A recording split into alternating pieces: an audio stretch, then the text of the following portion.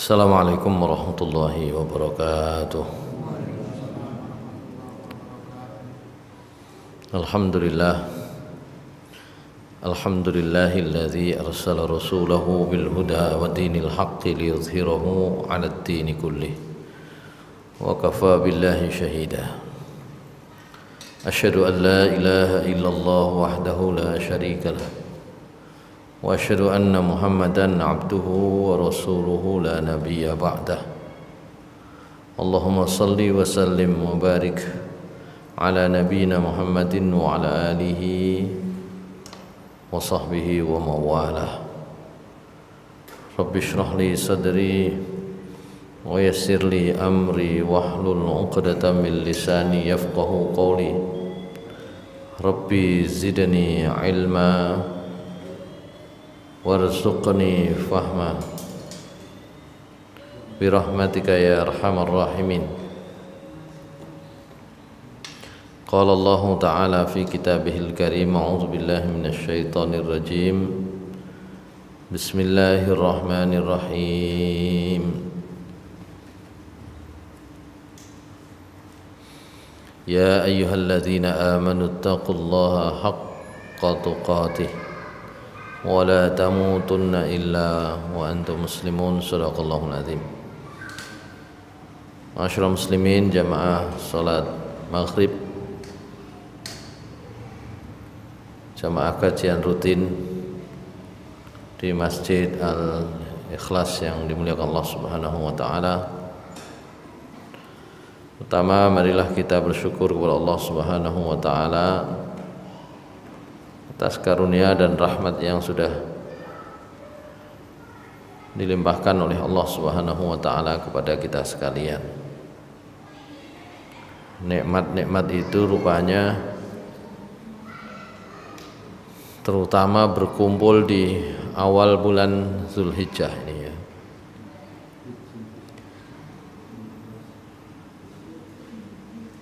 Sebagaimana Allah Subhanahu wa taala sudah menjadikan awal bulan Zulhijjah ini sebagai bahan sumpah.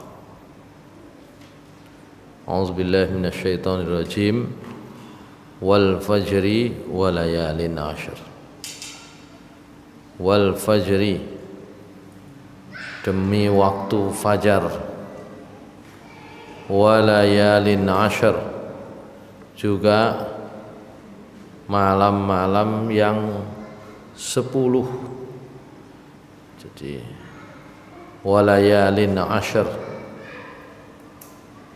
malam yang 10, maksudnya adalah 10 hari pertama di bulan Zulhijjah ini.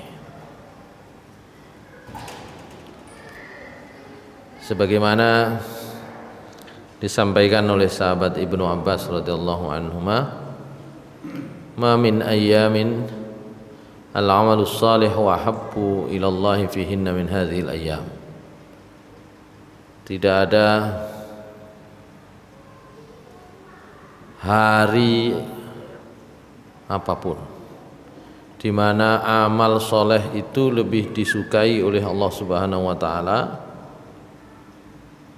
melebihi malam-malam Zulhijjah, yakni Ashru Zulhijjah, kata Rasulullah SAW, 10 malam di bulan Zulhijjah. Qalu wal jihad fi sabilillah. Qala wal jihad fi sabilillah illa rajulan kharaja bi nafsihi wa malihi wa lam yarji' min zalika bi syai'in. Sahabat-sahabat bertanya, termasuk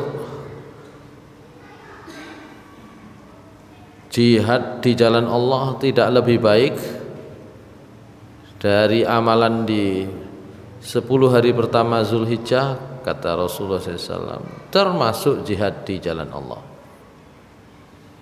Jadi masih lebih baik amalan-amalan yang bisa dilakukan di 10 hari terakhir bulan Zulhijjah.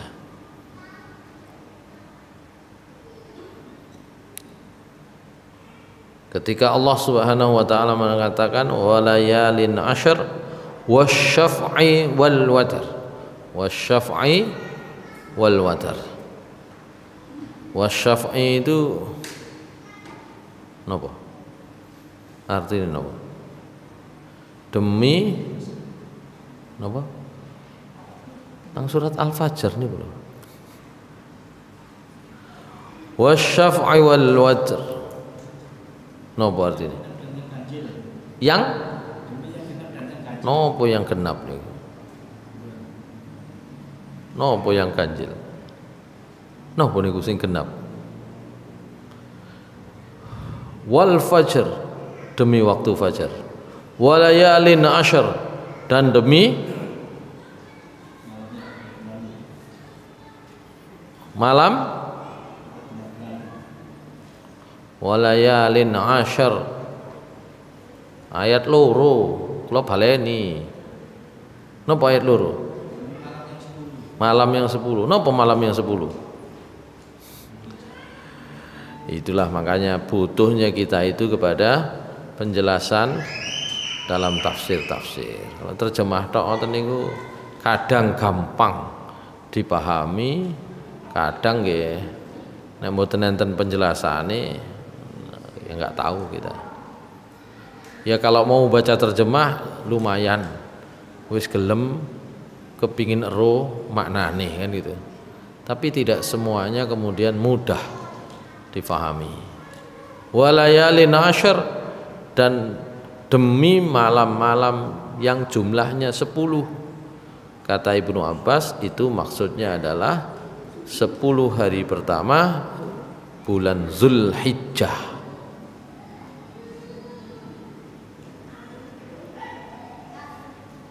Tinggal ngarani mawon. Nggih. Tanggal 1 niku dina Selasa, apa dina Selasa kalian apa? Pemerintah ngitungnya mboten padha ya. Kan ngoten nah. Ya.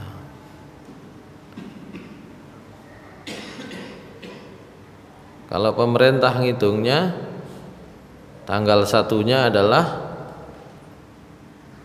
Selasa, ya. Sementara sebagian yang lain menghitungnya Senin, gitu ya. Itu nanti yang membuat berbeda. Walayalin ashr, demi malam yang 10. Kata Ibnu Abbas itulah 10 Zulhijjah. Wasyaf'i wal watr, demi yang genap, demi yang ganjil. Napa niku genap ambek sing ganjil?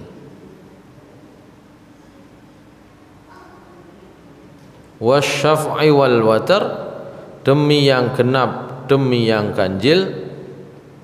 Sahabat Jabir radhiyallahu an menceritakan Nabi sallallahu alaihi wasallam bersabda, innal asyra asyrul adha. Yang dimaksud 10 malam itu adalah 10 malam yang ada kurbannya, berarti 10 Zulhijjah. Wal witru, kan situ mu bunyinya bukan witr, wal watr. Wasyaf'i wal watr. Yang disebut al witru atau al watru ganjil itu adalah Yaumu Arafah, hari Arafah. Hari Arafah tanggal 9. Wasyaf'i atau wasyaf'u, kalau di ayatnya kan wasyaf'i wal watr. Asyaf'u kata Rasulullah SAW yang genap itu yaumun nahar, hari menyembelih, tanggal 10. Jadi ketika Allah mengatakan wasyaf'i wal watr, maksudnya ya kata Rasulullah SAW itu maksudnya adalah tanggal ganjil, tanggal genap dari bulan Zulhijjah, maksudnya tanggal 9 dan 10. Masyaallah muslimin rahimakumullah. Nah itu butuhnya kita terhadap penjelasan, termasuk yang ada di dalam kitab tafsir yang kemudian di dalamnya juga ada penjelasan dari Nabi sallallahu alaihi wasallam. Masyaallah muslimin rahimakumullah. Kata Ibnu Hajar Al-Asqalani, patut bersyukur kita ada di 10 hari pertama bulan Zulhijjah itu, karena di dalam bulan ini itu berkumpul banyak sekali amalan utama, ibadah utama di dalam Islam.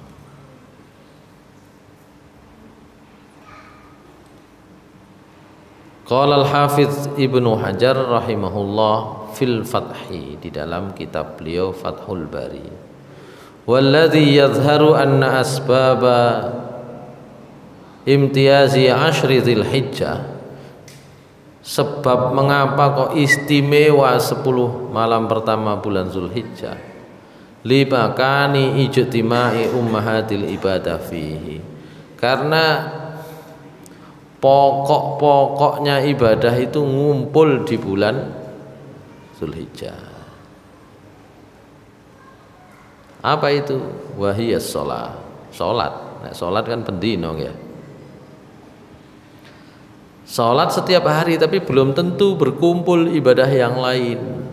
Di 10 hari pertama bulan Zulhijjah khususnya, di samping sholat kata Ibnu Hajar, wasiyam, puasa nanti di tanggal 9 ya. Meskipun sebagian ulama ya karena amal terbaik itu adalah di 10 hari pertama bulan Zulhijjah, ono sing posone kaitan melbu Zulhijjah. Wah, aku pengen poso, wong amalan paling apik nang 10 dino iki ya. Digoleki contone mboten enten. Nah, gitu kan. Dasarnya apa?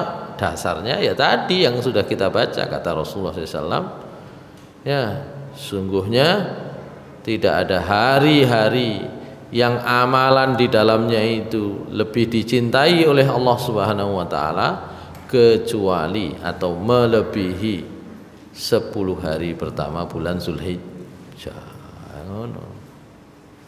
Nah, itulah masalah di dalam pemahaman gitu ya. Di beberapa pembahasan terkait dengan fikih saya sudah menjelaskan bahwa memang hadis Nabi itu bisa disebut ada 2 macam. Hadis itu artinya omongan ya. Yang kedua sunnah itu artinya contoh. Ada hadis-hadis yang kemudian sekaligus diikuti dengan contoh. Ngoten lho. Diikuti dengan contoh. Hadis tentang tata cara sholat itu adalah hadis yang lengkap, baik perintahnya, omongannya Nabi, sabdanya Rasulullah SAW maupun contohnya. Ya. Tapi beberapa belum tentu gitu loh. Nah, disitulah peluangnya berbeda itu kita. Ya termasuk di sini tadi itu. Ya, saya kira semua umat Islam secara umum bisa membaca sabda beliau yang tadi itu. Tidak ada hari-hari yang amalan di dalamnya lebih dicintai, lebih baik di sisi Allah melebihi dari 10 hari pertama bulan Zulhijjah. Niku kan sabda beliau. Tapi contohnya bagaimana?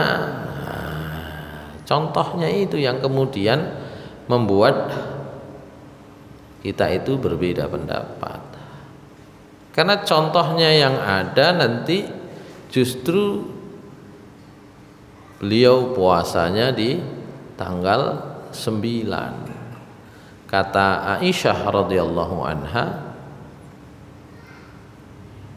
Beliau menceritakan, kana Rasulullah sallallahu alaihi wasallam yasumu tis'a Dzulhijjah wa yauma Asyura wa thalathatu ayyamin min kulli syahrin. Rasulullah SAW niku biasane poso di tanggal 9 Zulhijjah wa yaumu Asyura, dan pada hari Asyura. Asyura niku 10 Muharram. Ya. Wa thalathatu ayyamin kulla syahrin, dan 3 hari setiap bulan, tanggal 14, 15, 16. Masyaallah muslimin rahimakumullah. Nah, rupane niku menjadi contoh. Mungkin enten sing poso tarwiyah. Tarwiyah itu tanggal 8. Tanggal 8 posisine enten pundi? Tanggal 8 niku posisine Nabi SAW ada di Mina, gitu ya. Justru ketika di Mina itulah disebut hari tarwiyah itu ya. Itu ngombe sampai kelempokan. Soalnya nampak persiapan Arafah poso begitu. Masyaallah muslimin rahimakumullah. Ini kalau mau dicari contoh-contoh. Dalam riwayat yang lain Rasulullah SAW mengatakan, siyamu yaumi Arafah ahtasibu 'ala Allah ay yukaffiru as-sanata allati qablahu was sanata allati ba'dahu. Hadis riwayat Muslim. Puasa hari Arafah, saya berharap kepada Allah itu bisa menggugurkan dosa setahun sebelumnya dan setahun sesudahnya. Jadi Rasulullah SAW mengatakan. Nah, rupanya apa yang beliau sampaikan ini sesuai dengan contoh yang diberitakan. Beritanya Aisyah. Ya. Nabi dhewe nggih ngomong, kapan niku posone? Tanggal 9. Itu kula luwih condong mriku. Ya. Bahwa sekali lagi menggunakan dalil umum, enten sing poso ket kaitan. Nah, itulah ya gak kena dipenggak wong enjane menggunakan dalil umum. Sama ketika bicara tentang keistimewaan bulan Sya'ban juga begitu. Ya. Istimewa, ada istimewanya. Saiki digoleki contone sing endian gitu ya. Nah, itu kadang-kadang yang membuat berbeda itu. Ya. Enten Nabi muni keutamaan waktu-waktu tertentu ya, tapi contohnya tidak langsung bisa ditemukan. Nah, itu yang kemudian melahirkan perbedaan. Sing gak khusus nisfu Sya'ban, ya jenenge bulan Sya'ban niku bulan apik. Nggih poso ae Senin Kamis. Ngoten. Poso ae 3 hari tengah bulan. Jadilah begitu. Masyaallah muslimin rahimakumullah. Itu yang pertama. Ada sholat, ada puasa di bulan Zulhijjah, terutama di 10 hari pertama. Kata Ibnu Hajar al-Asqalani juga demikian. Di dalam 10 hari pertama itu ada sedekah. Ini bulan Zulhijjah. Setiap sholat Id kan Rasulullah SAW banyak memberikan dorongan, motivasi, banyak sedekah. Jadi muncullah di situ 3 macam ibadah utama. tambah satu lagi tentu saja adalah ibadah haji yang tidak dilaksanakan kecuali di bulan Zulhijjah. Begitu. Masyaallah muslimin rahimakumullah. Itulah istimewanya di bulan ini. Nah, kemudian ada lagi anjuran Rasulullah SAW dalam menghadapi bulan Zulhijjah yang istimewa itu dalam bentuk lain yang lebih ringan. Nek niku kan abot. Napa abot? Bondo kabeh. Ya kecuali sholat dan puasa tadi ya. Dua yang terakhir itu kan bondo. Ya.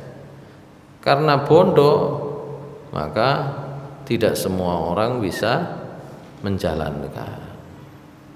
Nah, Rasulullah SAW kemudian memberi solusi. Beliau menyampaikan sabda beliau yang lain. Redaksi awalnya sama dengan yang tadi. Ma min ayyamin a'zamu indallahi wala ahabbu ilaihi al-amalu fihinna min hadhil ayyamil ashar.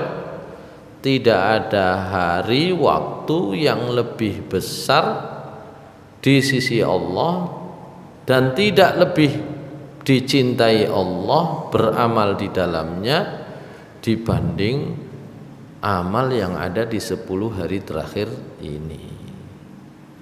Terus praktekin apa? Tadi saya sebutkan. Wong-wong mumpung hari terbaik poso ae kaitan. Nah, di dalam hadis yang ini Rasulullah langsung maringi contoh prakteke sing gampang. Fa'aksiru fihinna tahlil, fa'aksiru fihinna minat tahlil wat takbir wat tahmid. Hadis riwayat Ahmad. Oleh karena itu kata Rasulullah sing gampang, perbanyaklah membaca la ilaha illallah, perbanyaklah membaca takbir, perbanyaklah membaca alhamdulillah. Pun enten penjelasan ini contoh nih maksudnya. Pun enten contoh nih sing gampang. Nek sing sedekah kali sing haji abot kan gitu ya. Abot butuh bondo. Oleh karena itu ada sahabat yang mempraktekkan langsung. Wa kana, ini hadisnya diriwayatkan riwayatnya dari Imam Bukhari, cuma prakteknya bukan dari Nabi tapi dari sahabat. Dalam riwayat Imam Bukhari, wa kana Ibnu Umar wa Abu Hurairah yakhrujani ila suqi fi ayyamil ashri yukabbirani wa yukabbirun nas bitakbirihima.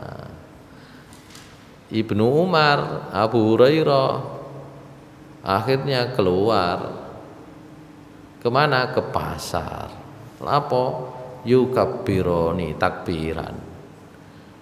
Kapan? 10 hari pertama bulan Zulhijjah. Jadi 10 dino itu takbiran ini bendino.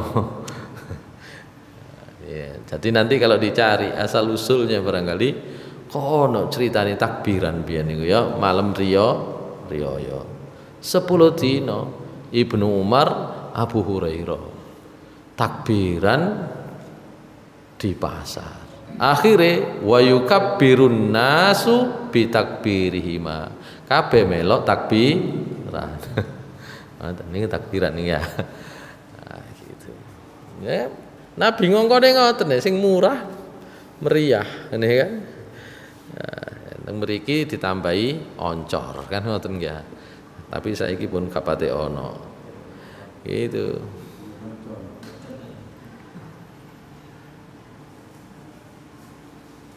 Wa qala al-Bukhari, Imam Bukhari menambahkan, wa kana Umar radhiyallahu anhu yukabbiru fi kubbatihi bimina fayasma'uhu ahlul masjidi fayukabbiruna wa yukabbiru ahlul aswaqi hatta tartajja minni takbiran. Ya.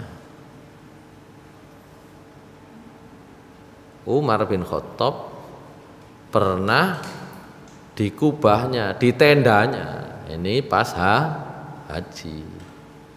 Ya, kalau tadi Ibnu Umar dan Abu Hurairah metu nang pasar. Nah ini Umar bin Khattab radhiyallahu an di tendanya. Lapo nang tenda takbiran. Pas di mana? Di Mina. Jadi tendanya pas di Mina. Kalau pas di Mina berarti paling tidak itu tanggal 8. Telat-telatnya kan tanggal 8 tarwiyah. Kalau mungkin berangkat lebih awal bisa sampai lebih awal bisa jadi, ya tidak disebut. Tapi kalau di Mina dan itu adalah Mina niku sanes griyane Umar. Umar niku griyane Madinah, Nabi griyane Madinah. Mantun hijrah pun mboten gadang griya teng Mekah. Jadi kalau ada riwayat beliau itu di Mina mboten nganggur, niku berarti haji. Nah, ini kok ngeren nih.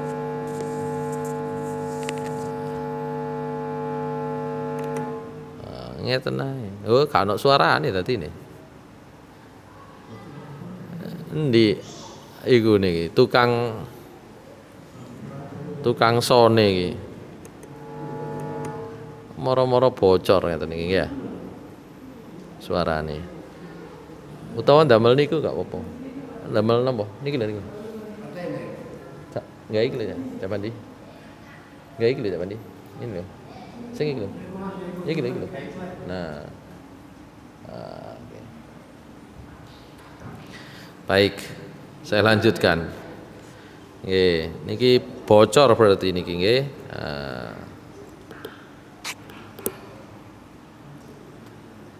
Nah, kalau beliau itu ada di Mina berarti ini pelaksanaan haji. Di Mina itu kalau sunnahnya Rasulullah SAW itu mulai tanggal 8. Nah, apa yang dilakukan oleh Umar bin Khattab? Takbiran di kubahnya, di tendanya itu. Nah, didengarlah oleh orang-orang yang ada di masjid. Masjidnya ada di tengah-tengah. Ya, di Mina itu masjidnya ada di tengah-tengah. Didengar. Fayukabbiruna, mereka akhirnya juga ikut takbiran. Wa yukabbiru ahlul aswaq. Nah, wong sing nang pasar melok takbiran. Mosok enten pasar nggih enten mawon, wong enten menungsone nggih enten pasare. Ya, teng mriko masih sakniki disediani mangane misale wong dodol kopi, wong dodol niku nggih enten mawon, ya. Nggih sebelah arah liwat terowongan nek kate lempar jumroh niku wong dodol akeh mriku sian sampai sakniki.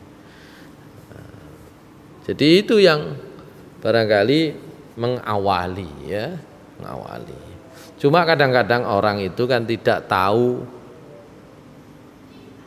asal usulnya, sehingga yang penting akhirnya rutinitasnya kan ngono.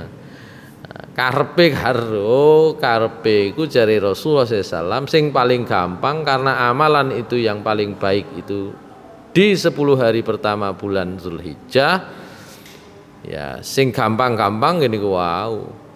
Ya, mengucapkan tahlil, takbir, tahmid. Gitu ya. Nah, prakteknya ya nopo?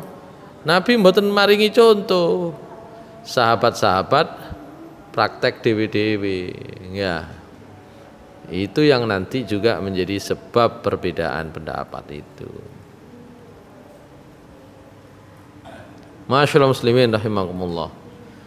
Jadi itulah kita ada di 10 hari pertama bulan Zulhijjah, termasuk di dalamnya ada ibadah haji, ya. Ya optimis mawon, Cak Madris kira-kira berangkat tahun pinten. Jare Mas Irul, ndi Mas Irul. Koncone daftare 2019 saiki wis berangkat ngene kan. Ya karo iku mang ya apa nomor urute iso diunsret ya. Diperpendek ya. Wallahu a'lam. Ya. Tapi nek nurut antrian nggih rada suwe. Ya, gitu ya.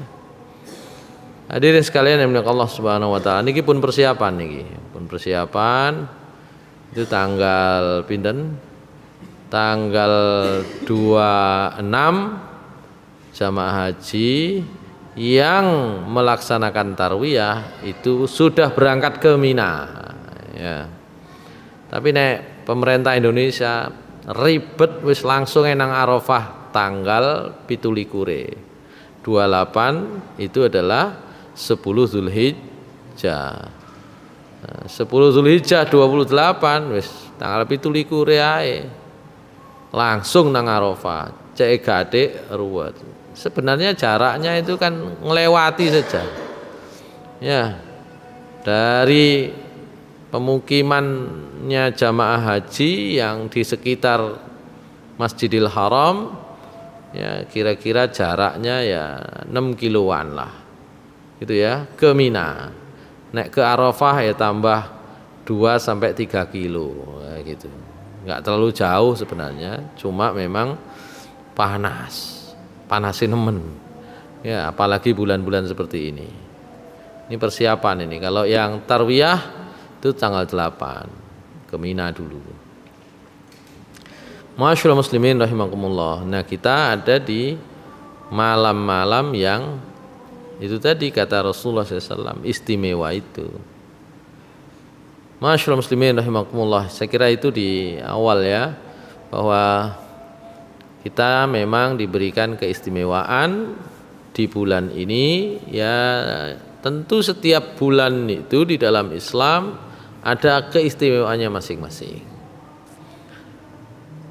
Mengapa ya memperbanyak takbir, tahmid, tahlil, termasuk barangkali membaca Al-Quran dan doa? Karena Allah Subhanahu wa taala berfirman, A'udzubillahi minasyaitonirrajim di surat Al-Hajj ayat 28, liyashhadu manafi'a lahum wa yadhkuru ismallahi fi ayyamin ma'lumatin 'ala ma razaqahum min bahimatil an'am. Supaya orang itu menyaksikan banyak manfaat yang mereka peroleh. Zulhijjah ini banyak manfaatnya. Ya. Apa manfaatnya? Yaitu manfaat alama razaqahum min bahimatil an'am, manfaat dari penyembelihan hewan-hewan ternak. Ya, ngeten niki kan belantik nggih ana kayane. Nggih. Wong ngingu sapi nggih regane rada apik kan ngoten. Sing gak tau mangan daging nggih mangan daging. Begitu. Itu namanya liyasyhadu manafi'a lahum. Di antara manfaatnya itu ekonominya berputar. Jelas, ya. Teng pundi beberapa daerah yang memang kesadaran kurbannya itu tinggi, sak desa, sak masjid bisa mbeleh 10 kan gitu ya. Bisa mbeleh 13. Nek teng Patian niku masjid napa niku Al Furqon niku pas saderenge salat umpama teka ngoten niku sapine pun jejer ana 13 ngoten ya. Sak masjid niku. Lho ngoten niku zuhur pun mari ya. Dadi umpama dibagi wong 7 gawe napa mbetheti sapi siji niku wis lancar kabeh punan. Nek mriki gak dadi kene sik gak ahli-ahli ae bolak-balik sik ngono iku merucut. Termasuk polane nggih gak disiapi, glatine gak disiapi. Ya, pisaunya iku wis lading gawe ngiris tempe gawe ngiris. Nggih. Mun kene. rusak tambahan. Nggih. Nggih, kula ningali kula tanglet niki. Sapi 13 dereng wedhus niki. Niki ingin mantun jam pinten? Nggih, beduk pun mantun jare. Wah, iki kena ditiru wong iki kena dihadirno. Ya napa niki dibagi kelompok, Pak. Mriki pun praktek bagi kelompok dibagi toh. Ya. Sing gampang-gampang dipeceli nggih tenaga diget-getno ya. Sambil berange kewang kabeh ya. Sing angel ditinggal gak iso bingung ya. Ya apa nggih maklum kan. Tapi perlu belajar asline ya. Masyaallah muslimin rahimakumullah. Termasuk sebenarnya menyembelih itu tanggungannya ya sing kurban asline nggih. Sing kurban iki ya gak trimo didelet tok nggih. Untuk kulitnya kebanyakan itu dikumpulkan atau dijual. Nggih. Apakah dilarang menjual apa namanya kulit apa mana? Saliyane kulit napa?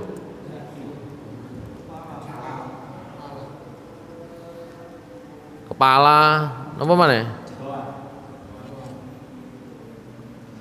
Masyaallah muslimin rahimakumullah. Memang kalau kita telusuri Rasulullah SAW bersabda, siapa yang menjual kulit hewan kurbannya maka tidak ada kurban baginya. Ngoten. Dari Rasulullah SAW jelas niku ya. Niku sing kurban asline niku. Sing gak oleh niku sing kurban. Sampeyan niat kurban apa niat dodolan kan ngoten nah. Jadi riwayat itu pertama terkait dengan yang kurban. Yang kedua itu apa namanya? Karena ketika orang berkurban itu sebenarnya ada bagian yang tidak boleh diambil semua. Ya. Kadang-kadang niku jaluk luwe akeh bagiane. Ya. Padahal nanti dalam sebuah riwayat itu dibagi sepertiga. Memang ini tidak menjadi perintah, tapi itu pantes sing niku. Sepertelu niku. Ya. Nek kepingin njaluk sepertelune niku digawe sepertelune digawe sing kurban enggak apa-apa. Niku batese paling akeh. Nah, yang lain itu dibagikan atau dimakan, disimpan ya. Aisyah radhiyallahu anha itu biasanya nyimpen bagiannya itu sampai setelah 10 hari baru diolah. Karena itu sekarang ada apa namanya kurban ya untuk ketahanan pangan ya. Karena itu ada misi sebenarnya supaya orang bisa makan lebih panjang dengan makanan yang bergizi gitu ya. Nah, oleh bagian 2 kilo dintekno sak ndekan nggih mari ngono malah darah tinggi kan repot. Jadi larangan itu kalau menurut saya itu terkait dengan yang berkurban. Mangke dibagikan kepada siapa saja. Oh, oleh bagian sampean bagian wong telu bagiannya kulit sapi siji dijual, saya termasuk berpendapat tidak apa-apa. Ya. Karena hadis itu perlu dilihat dari sisi konteksnya. Kurban, niat kurban kok dodolan gitu ya. Memang ada riwayat yang lain ya yang tidak menyebut apa namanya tidak menyebut konteksnya, langsung berbicara larangan ya menjual kulitnya atau nopo nih iya.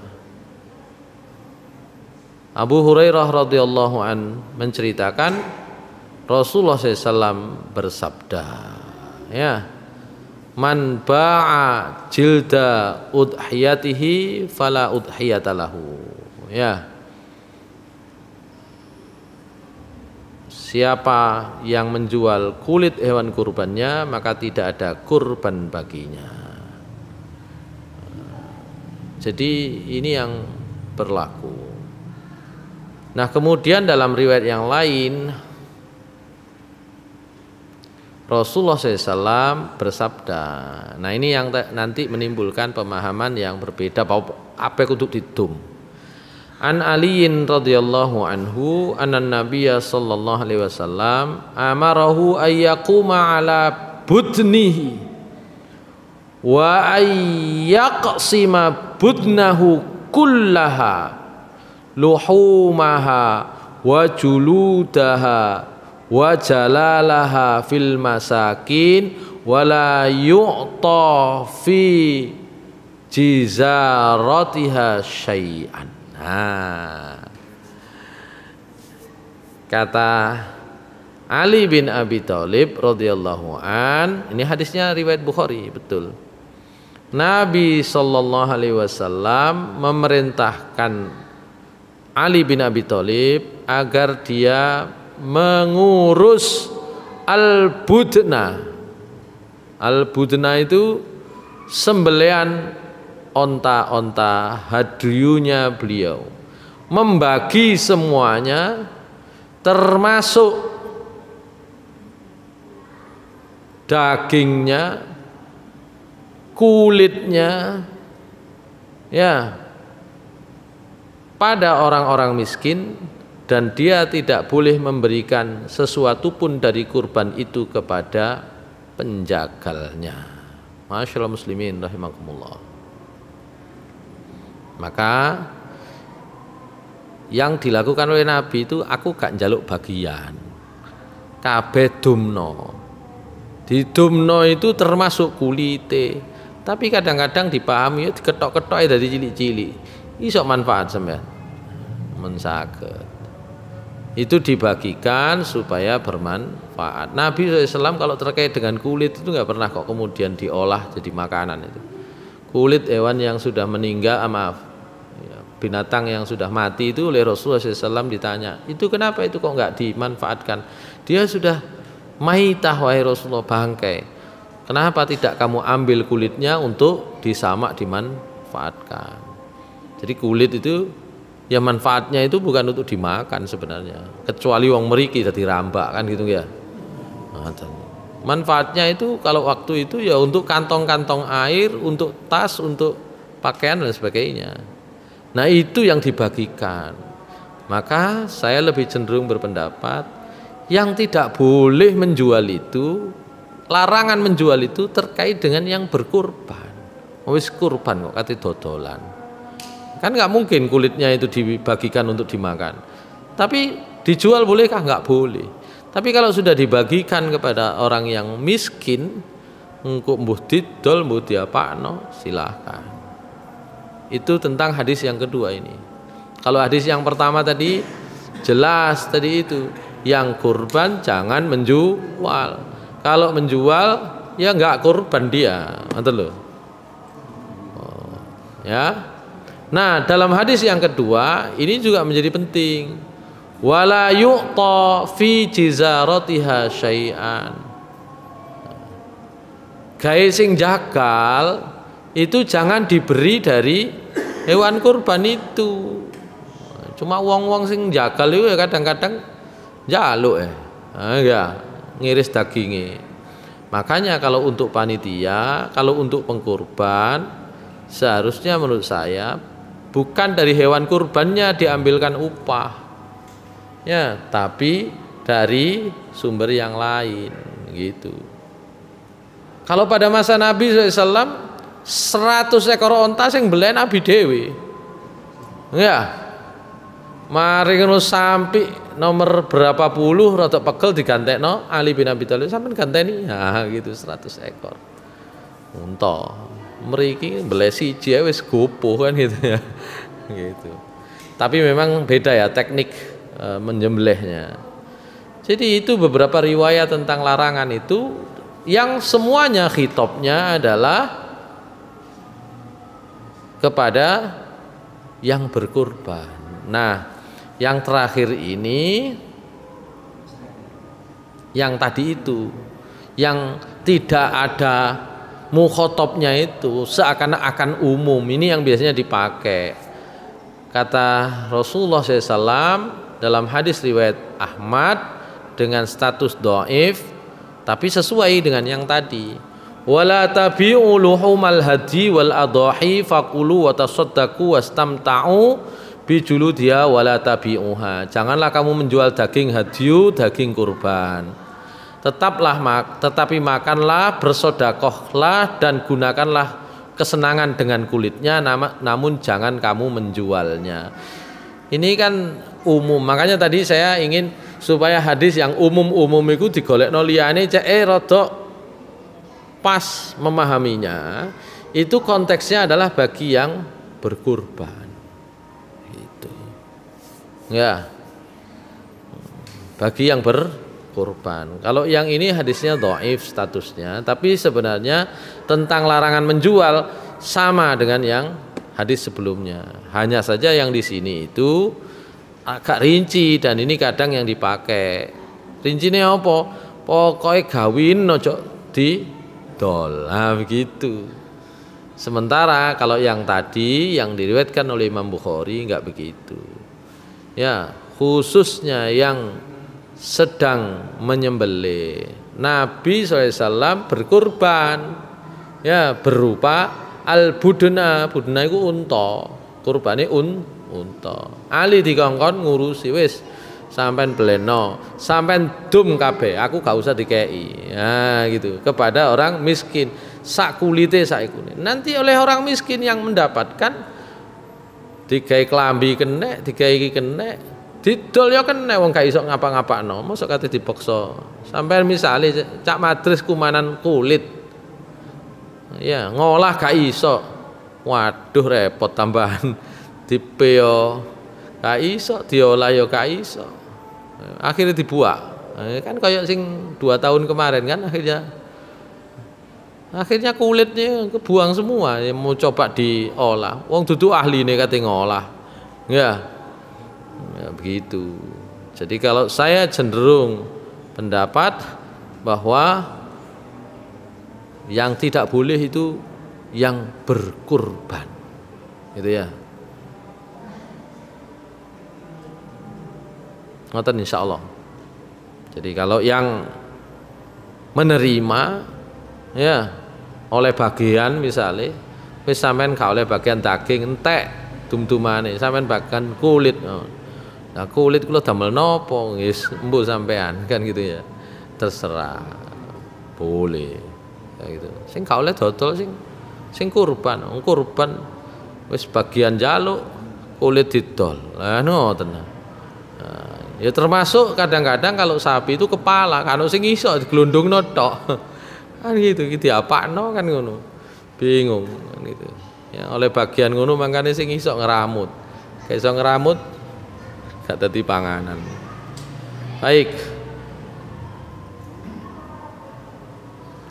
Memang di dalam pendapat-pendapat mazhab yang klasik itu sudah dibahas. Enten sing gak gelem, aku gak gelem ngedol. Ya. Ya karena memang itu terkait dengan orang yang berkurban. Kurang lebih begitu nih kula. Loh bahwa masih ada yang berpendapat pokoknya gak oleh ya enggak mboten napa-napa ngoten niku. Kula mboten tau gopo nek gak padha niku gak gopo. Napa? Napa? Disate. Nggih. Nggih. Lho, panitia mboten panitia biyen zaman biyen niku mboten panitia. Nggih nek jaman sakniki napa panitia niku enten bagiane. Mboten sampean kei lho mboten napa-napa, cuma kok cik bingung ya panitia sing bagian ngetuwet gak didumi kan ngoten. Kadang-kadang repot. Ya, tidak boleh panitia, nggak boleh dapat bagian, tidak ada itu. Yang ada adalah bagiannya yang kurban, bagiannya orang miskin. Sik tayo harus beleh-belen dhewe kan ngoten nah. Kalau mau persis dulu itu yang kurban ya beleh. Sakniki gelem kurbane tapi panitia gak oleh ngeramut kan gitu. Kalau saya lebih cenderung adanya kepanitiaan itu karena orang itu tidak bisa mengurus sendiri. Nah, umpama mbeleh dhewe alhamdulillah, mbeleh dhewe didum dhewe dikelilingno wis cak madris tuku sapi situk ya. Wis diramut dhewe dipakani dhewe mari ngono pas hari penyembelihan beleh dhewe disiseti dhewe didum dhewe. Ka oleh didol. Ah niku cocok. Cocok bener. Tapi kan tidak semua bisa begitu. Akhirnya ya wis panitia.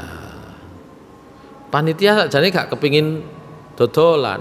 Cuma iki ya apa iki kari kulite kan begitu. Nah, itulah maksudnya. Yang nggak boleh yang kurban. Cuma kadang-kadang encene kenaan dadi panitia niku nggih kadang-kadang nggih bahaya. Ya. Kenaan dadi panitia akhire golek bagian sing rada apik, rada akeh, rada apik, ya daging, ya kulit, ya wis iki kok gawe panitia kabeh. Sik ta. Sing didumno iku akhire gak ono, ngoten lho. Niku jadi masalah nggih. Ngoten niku. Kenaan dadi panitia. Panitia oleh bagian daging oleh bagian apa maneh? Oh kayak bagian kulit. Oleh bagian apa maneh? Engko kulite didol oleh bagian duit. Dadi ngelumpuk nang panitia kabeh niku nggih bahaya. Ya, niku perlu hati-hati ngoten niku. Ya, perlu hati-hati. Ya, sama kayak panitia zakat fitrah itu ya. Bolehkah? Boleh. Ya. Rasulullah SAW menyebut wal amilina 'alaiha iku nomor 3. Amil niku oleh. Cuma kadang-kadang kenaan dadi amil oleh wakeh kan gitu ya. Kenapa kemudian beberapa lembaga amil zakat kemarin itu sempat dipermasalahkan. Bayarannya amil direkture lembaga amil zakat 200 juta sak bulan. Ya opo iki? Kan ngoten lho.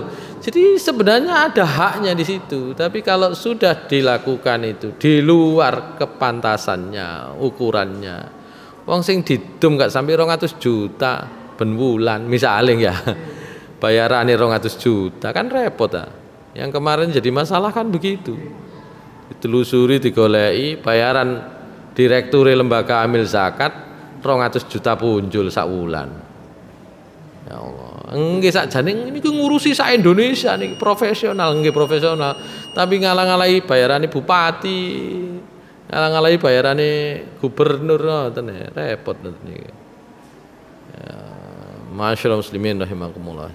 Jadi itu kalau saya cenderung boleh tapi ketika sudah dibagikan ya dum ini bagiannya pun double-double kok bagiannya ya didum boleh ya karena pasti nggak bisa memanfaatkan sampai iris misalnya enggak kulit sak lembar 10 cm misalnya wis iki 10 cm dilebokno nanggone bagian daging oleh daging misalnya seperapat ditambahi irisan kulit kira-kira dadi apa kan ngoten nah bingung dibuak ngeten niku itu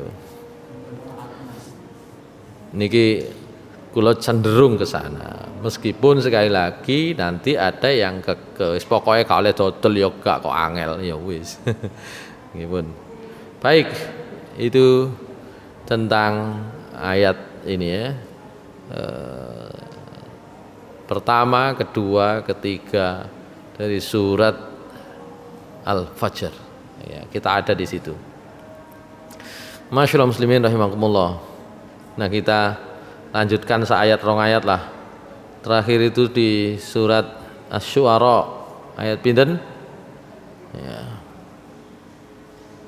Kita insyaallah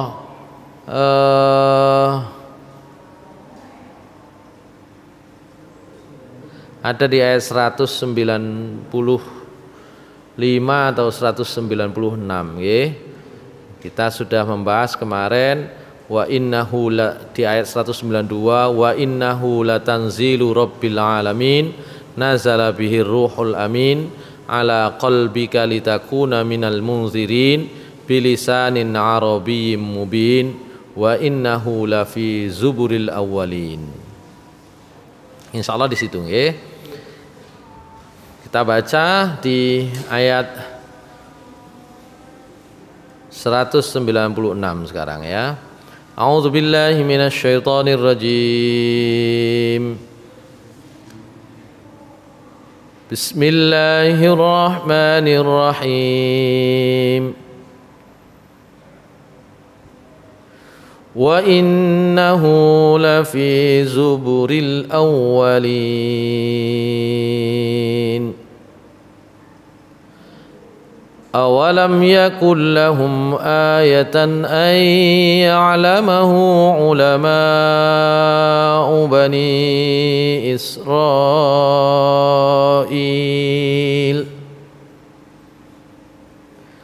ولو نزلناه على بعض الأعجمين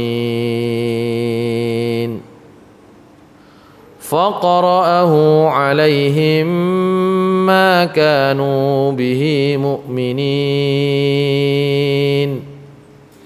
كذلك سلكناه في قلوب المجرمين لا يؤمنون به حتى يروا العذاب الأليم فيأتيهم بغتة وهم لا يشعرون. Shadaqallahul adzim. Ini masih nyambung ya sebenarnya ya. Allah Subhanahu wa taala di dalam ayat yang 196 ya sebenarnya hanya memberikan peringatan saja ya. Bahwa apa? Bahwa Al-Quran itu wa innahu lafi zuburil awwalin. Wa inna dzikra nuzulihi lafi kutubil awwalin ya'nil anbiya.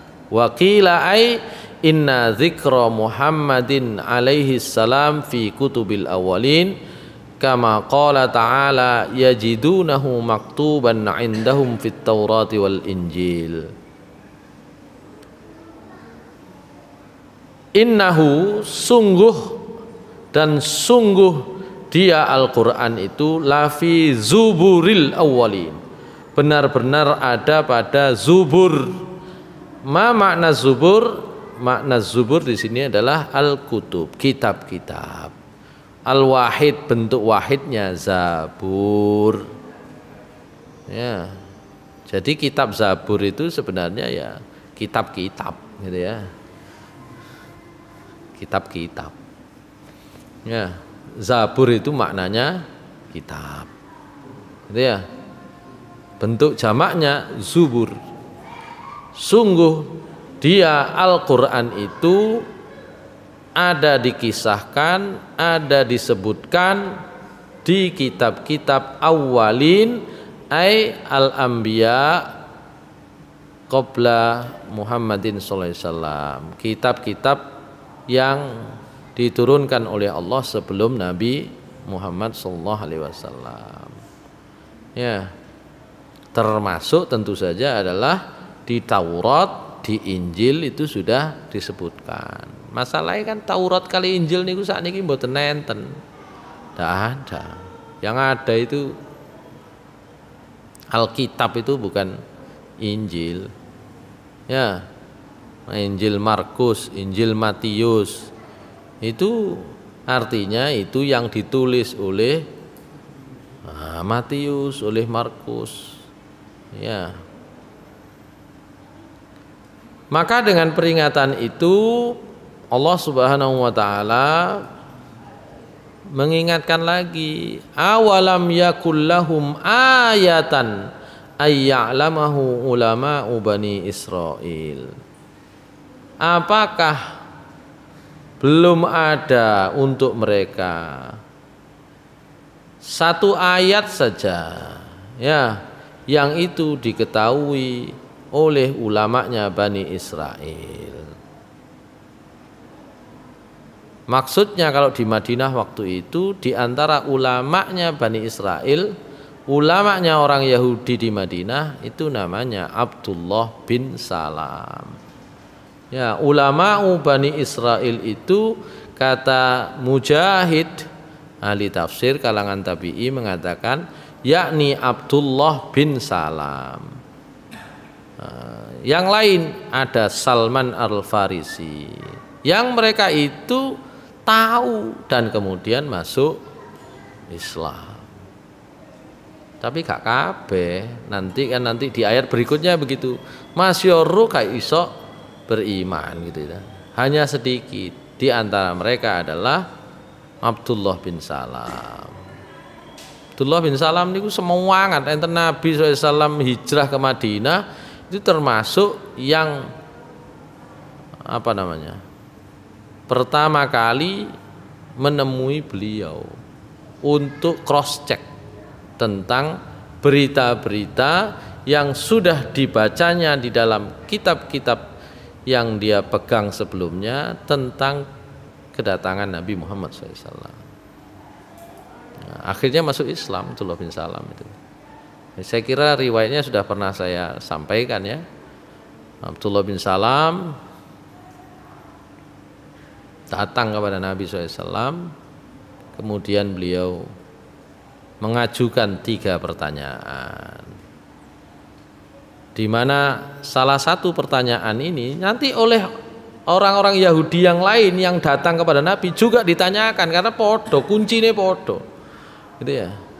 3 pertanyaan. Kata Abdullah bin Salam, wahai Muhammad, saya akan mengajukan 3 pertanyaan.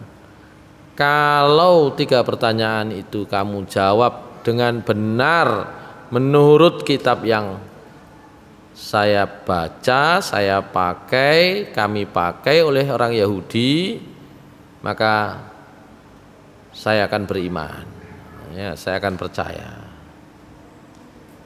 Jari Nabi Muhammad SAW, monggo, silahkan.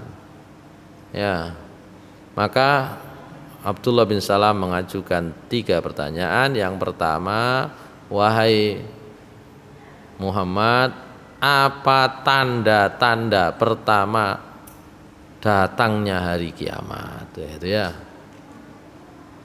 Yang kedua, apa makanan pertama penduduk surga? Yang ketiga, mengapa anak itu mirip bapaknya dan mengapa anak itu kok bisa mirip ibunya? Itu. Rasulullah SAW ditanya begitu, kemudian menjawab, baru saja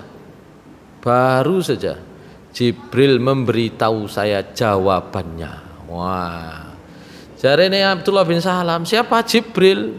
Iya, Jibril. Tahukah engkau Muhammad, Jibril itu adalah malaikat yang paling dibenci Bani Israel. Wah, Jibril malaikat yang paling dibenci Bani Israel. Soalnya malaikat Jibril teko kan ngekei perintah mbek larangan dong, ya, ngekei ayat, ngekei risalah, datang menyampaikan wahyu kan. Nek kira-kira malaikat sing teko malaikat sing bagi rizki, malaikat sinten? Malaikat sinten sing bagi rizki? Nah, malaikat Michael cara mriki kan saiki Mikael iku Michael. Kan enak nek sing teko malaikat Mikael oleh dum-duman. Malaikat Jibril oleh perintah mbek larangan soro. Kenapa kemudian itu disebut oleh Allah Subhanahu wa taala di dalam surat Al-Baqarah. Kan ngoten nggih? Surat Al-Baqarah niku lho. Sudah pernah kalau nggak salah saya bacakan itu ya. Surat Al-Baqarah ayatnya insyaallah Ayat pinten niku? 89 paling. Nggih. Coba kita lihat ya.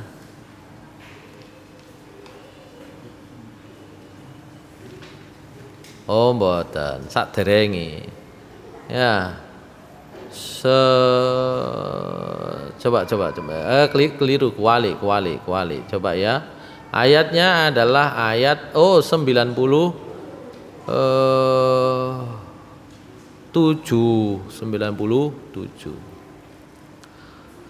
Qul man kana aduwwan li Jibril fa innahu nazzalahu ala qalbika biiznillah فإنه نزله على قلبك بإذن الله مصدقا لما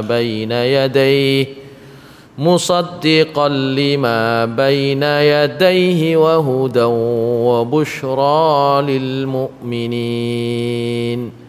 Satu ayat berikutnya disebut nama malaikat Mikail. Ya. Man kana aduwwan lillahi wa malaikatihi wa rusulihi wa Jibril wa Mikal fa innallaha aduwwun lil kafirin. Ya.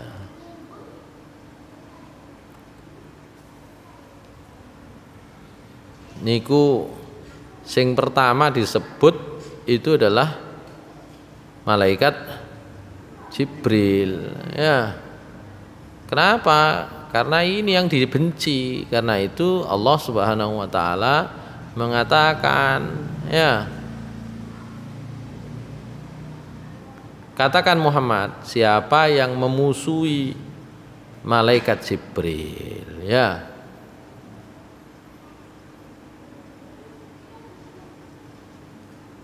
Maka sungguh Allah sudah menurunkan malaikat Jibril itu, ya, membawa wahyu ke dalam hatimu, membawa wahyu Al-Quran ke dalam hatimu biiznillah, dengan izin Allah, ya, musaddiqan lima baina yadayhi wa hudaw wa busyra lil mu'minin, ya, sebagai pembenar terhadap apa yang ada di depan dari Al-Quran itu, yaitu kitab-kitab sebelumnya, wa hudaw wa busyra lil mu'minin, dan juga sebagai petunjuk, ya,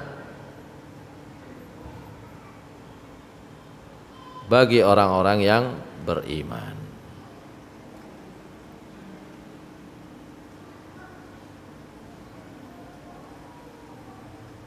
Ma'asyiral muslimin rahimakumullah.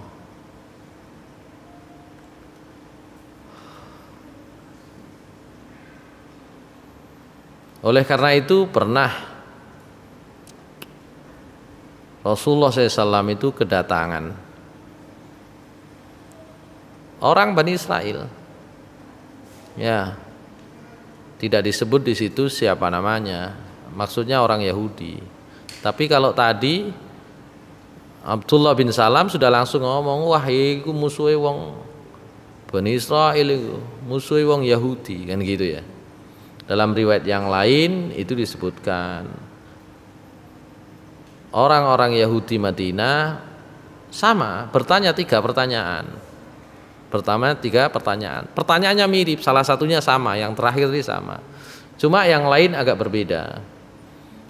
Mereka bertanya, fa'akhbirna anir ruh, salah satu pertanyaannya. Beritahu kami tentang ruh itu seperti apa. Ya. Maka Rasulullah SAW menjawab, ansyadukum billah wa bi ayatihi inda Bani Israel. Hal ta'lamuna annahu Jibril. Ruh itu siapa? Kalau menurut yang diajarkan kepadamu Muhammad, wes tak kandani menurut Allah dan ayat-ayatnya yang itu pernah diturunkan kepada Bani Israel. Tahukah yang dimaksud ruh itu siapa? Yaitu Jibril. Wa huwa alladzi ya'tini. Jibril itulah yang datang kepadaku, kata Nabi Muhammad SAW. Wah, yang sing takon akhirnya jawab, qalu na'am, nggih. Ya ruh itu memang Jibril, tapi walakinnahu lana aduun. Tapi niku kok buat kami Jibril itu musuh. Wa huwa malakun, dia itu malaikat, innama ya'ti bisyiddati wa safakid dima. Falaula zalika ittaba'naka. Kami musuhi Jibril, soalnya mesti nggawa tugas yang berat. Termasuk tugas itu nek wayahe jihad ya kudu jihad. Niku diarani oleh Bani Israel niku ngejak safkud dima. Malaikat Jibril nek teko ngejak napa istilahnya? Bertarung bertumpah darah, ngoten lho. Kalau enggak karena itu pasti kami akan ikut kamu wahai Muhammad. Maka turunlah ayat qul man kana aduwwan li jibrila fa innahu nazzalahu ala qalbika bi idznillah sampai terakhir. Ini ceritanya. Jadi orang Yahudi gak seneng Jibril. Ya, senenge malaikate sing dum-dum dhuwit tok. Ya. Malaikat Mikail seneng. Gitu ya. Dalam riwayat yang lain, fa innahu lana aduun la ya'ti illa bisyiddati wal harbi wal qital. Niku teko mesti nggawa urusan soro, ngejak perang, ngejak qital.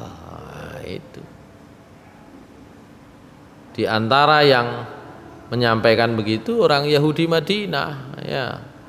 Itu dalam beberapa riwayat sama, ya. Itulah nah ini tadi yaitu ya sama pertanyaan ini pertanyaannya sinten Abdullah bin Salam, ma awwalu asyratus saah wa ma awwalu ta'ami ahlil jannah wa ma yanzi'ul waladu ila abihi au ila ummihi. Itu tadi. Nah setelah pertanyaan itu kemudian Rasulullah SAW menjawab sesuai dengan yang disampaikan oleh Jibril. Ya. Awwalu asyratis saah fanarun tahsyurun nas minal masyriq ilal maghrib. Pertama tanda hari kiamat adalah kata Rasulullah itu adalah berkobarnya api yang membuat orang itu geser kumpulnya dari arah timur ke arah barat. Sebagian ulama menafsiri arah timur itu ya saiki perang ning gone Syam, Palestina dan sekitarnya itu. Cuma dereng merembet ke barat. Sik kait titik-titik. Ya, merambatnya kemana? Merambatnya ke Ukraina, sik titik-titik. Ya. Kan perang di Syria itu kan Rusia sama lawan Amerika sebenarnya. Ya. Bashar al-Assad itu didukung oleh Rusia, Cina, ya kan? Kan begitu. Nah sekarang geser Eropa, Ukraina direbut Rusia, kan begitu. Tapi kan sik dereng ini permulaan. Ngomong permulaan, mari kiamate temen niku jarake pinten nggih mboten enten penjelasan. Kemudian wa amma awwalu ta'amin ya'kuluhu allul jannah fa ziyadatu kabidil haud. Nah, makanan pertama penduduk surga itu adalah hatinya ikan hiu. Hud itu di dalam Al-Qur'an dipakai untuk ikan paus. Tapi kalau di kamus ikan hiu. Terserah lah pokoknya iwak gede. Ngoten lho.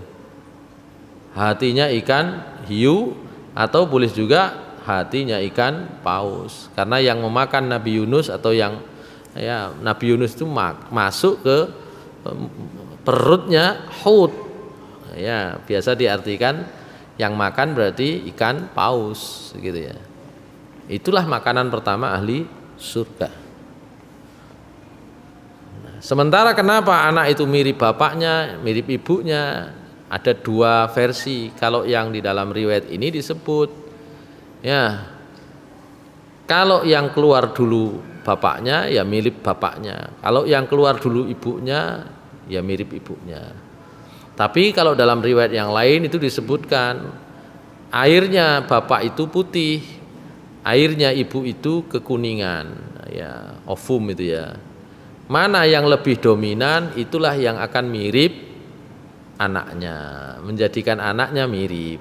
Kalau lebih dominan airnya ibu, ovum, ya maka mirip ibunya. Itu dalam redaksi yang lain, itu ya. Pertanyaannya mirip, sama. Ya. Maka yang tanya kemudian mengatakan asyhadu alla ilaha illallah wa asyhadu annaka rasulullah. Sinten niku? Niku wau Abdullah bin Salam.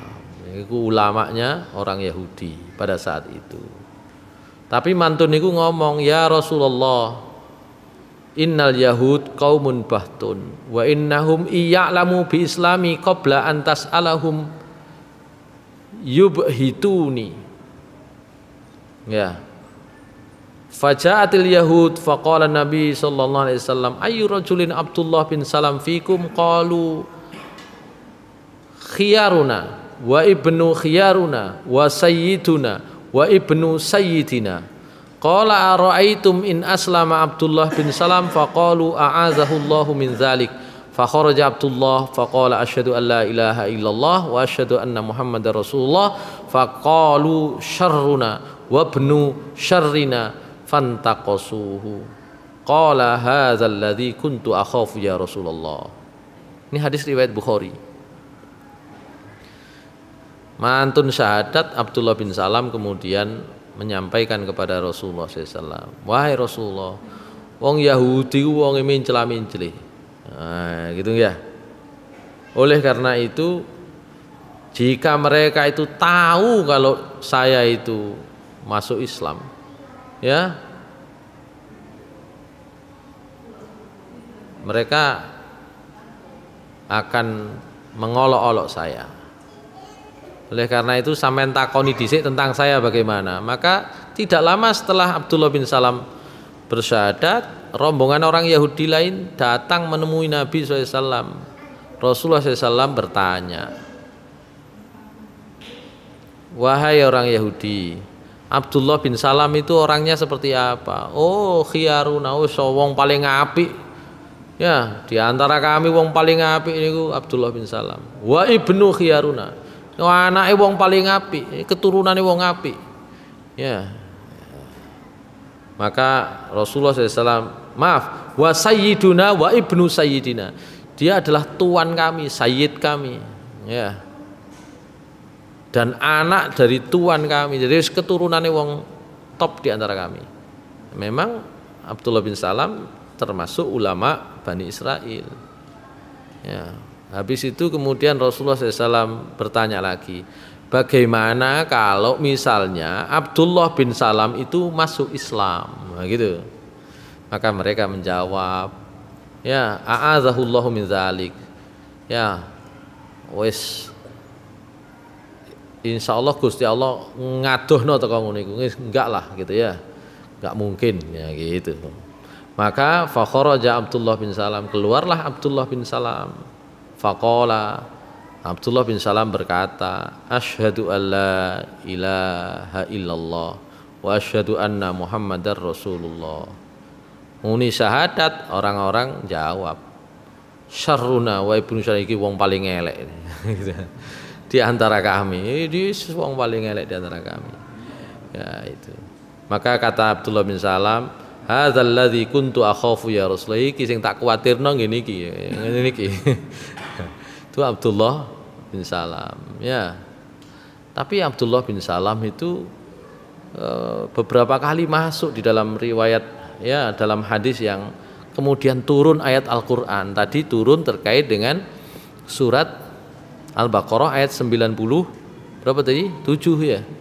Nanti Abdullah bin Salam itu juga menjadi aktor turunnya, ayat yang lain di dalam Al-Qur'an. Jadi ada ayat lain dalam Al-Qur'an itu turunnya gara-gara pertanyaan Abdullah bin Salam. Abdullah bin Salam ini kan mlebu Islam.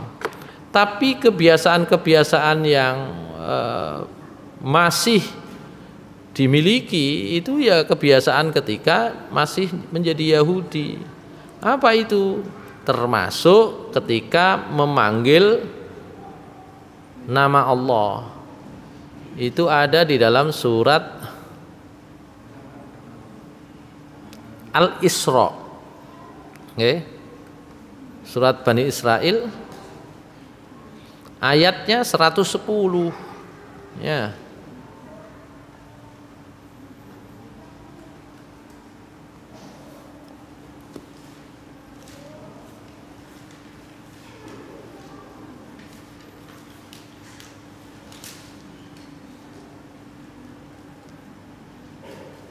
Meskipun ayat 110 dari surat Al-Isra ini ada beberapa beberapa sebab turun gitu ya. Nah, salah satunya terkait dengan Abdullah bin Salam. Qul id'ullaha wid'ur rahman ayyamma tad'u falahul asmaul husna ولا تجهر بصلاتك ولا تخافت بها وابتغ بين ذلك سبيلا. Katakanlah Muhammad, panggillah dia dengan Allah, atau panggillah dia Allah itu dengan Ar-Rahman. Ayyamma tad'u falahul asmaul husna. Boleh manggil Allah ya Allah, boleh ya Rahman, boleh. Ayyamma tad'u, pakai panggilan yang mana saja kamu lakukan. Falahul asmaul husna, bagi Allah lah asmaul husna. Niku gara-garane ada sekurang-kurangnya 2 sebab turun. Ya. Kalau terkait dengan Abdullah bin Salam takon, wahai Rasulullah, kita itu dulu sering memanggil Allah itu dengan namanya yang maha pengasih, ya, Ar-Rahman, yang maha pengasih. Bagaimana ini? Boleh nggak? Nah, begitu. Boleh nggak? Maka dijawablah dengan ayat ini. Qul id'ullah, katakan Muhammad, panggillah Allah dengan Allah. Awid'ur Rahman, atau kalau mau panggillah dengan Ar-Rahman. Ayyamma tad'u falahul asmaul husna. Panggilan mana saja memang Allah itu punya asmaul husna. Ngoten ceritane. Ya. Jadi orang Yahudi lebih suka memanggil Ar-Rahman gitu. Itu sebab turun yang pertama. Kalau yang kedua itu sebab turun terkait dengan orang musyrik. Orang musyrik itu protes, jari pangerane siji, ya Allah, ya Rahman, sing bener sing ndi. Nah, niku sebab turun yang lain. Ya.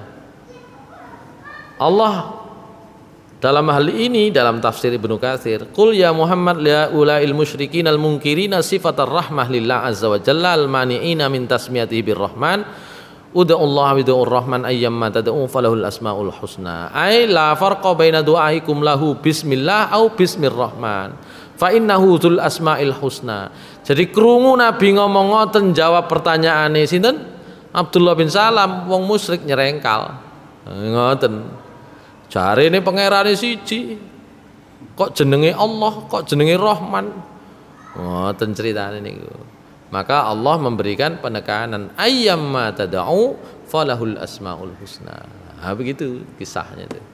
Niku Abdullah bin Salam.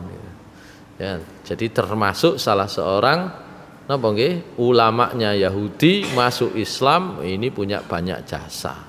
Dia di dalam dakwah Nabi SAW pada saat itu. Sementara begitulah satu ayat tadi atau 2 ayat yang kita baca dari surat Asy-Syu'ara ayat 196 dan 197. Aqulu qouli hadza astaghfirullahi wa lakum minal ghafurur rahim. Assalamualaikum warahmatullahi wabarakatuh.